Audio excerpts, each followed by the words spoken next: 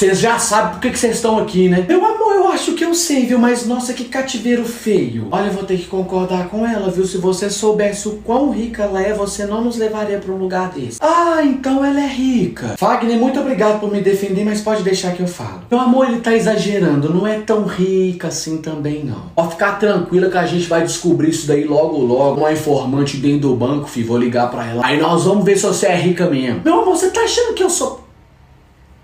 Pode ligar, faça o trabalho aí, bom trabalho pra você. Oi, preciso que você dê uma olhada naquele esquema lá pra mim. Pode falar, tomara que seja coisa boa dessa vez. CPF 02... Ai, meu Deus. Estamos ricos. Como assim? Estamos falando de quanto? Eu nem sei falar esse valor que tá aqui, são tantos zeros. Vocês ficam quietinhos aí, ninguém mexe não, hein? Amor, vamos conversar. Cala a boca, filho. Ai, meu Deus, Vitor. Não fala meu nome não, filho, tá doida? Ah, desculpa.